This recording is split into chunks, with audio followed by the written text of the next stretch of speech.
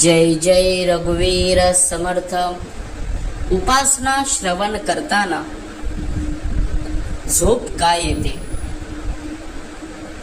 कारण मनुष्य हा पूर्ण गुंतलेला आहे या प्रपंचामध्ये। पूर्णतः आज मनुष्याला त्यातून बाहेर पडणं मुश्किल झालेलं आहे।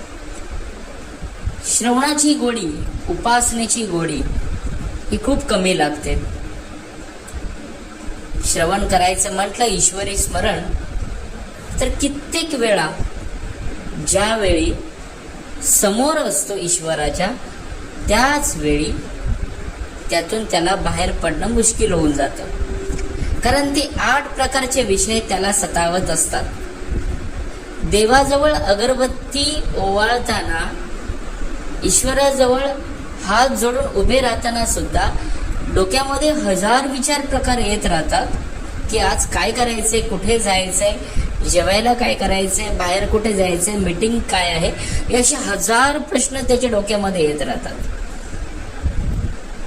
झोपेचं रहस्य म्हटलं, ज्यावेळी ईश्वरी स्मरण करतानाच त्याला झोप येते आणि त्या ठिकाणी जांभया सुद्धा येऊन जातात। मग मनुष्य कसा बाहेर पडणार? कारण मन एकाग्र लागत नाही, मन हा पूर्णतः भरकटून जातो। आज विचार करायची गोष्ट, ज्यावेळी मन एकाग्र होत नसेल त्या ठिकाणी उपासना, श्रवण, ईश्वरी भक्ती कधीच होणार नाही, हे सत्य आहे। त्यासाठी जो वेळ आज दिवसभरामध्ये 15 मिनिटं या 20 मिनिटं या 1 तास जे काही वेळ असेल ईश्वरी कार्यामध्ये जर देत असाल तर तो वेळ त्याच वेळी करायचा।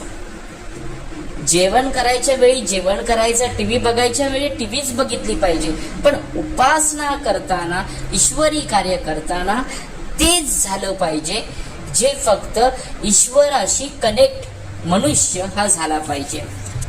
ज्यावेळी ईश्वराशी कनेक्ट मनुष्य होतो त्यावेळी सर्व काही उत्तम होऊन जातं। जो बाहेरचं ॲटमॉस्फिअर सुद्धा उत्तमोत्तमच असतो।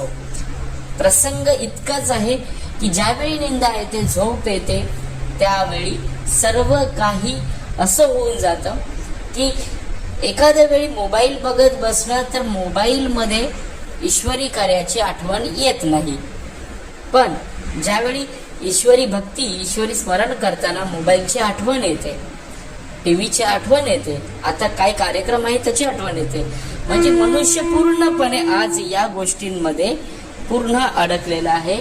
त्याला इथून सोडवणं खूप मुश्किल आहे। सोडवण्यासाठी समर्थच पाहिजे।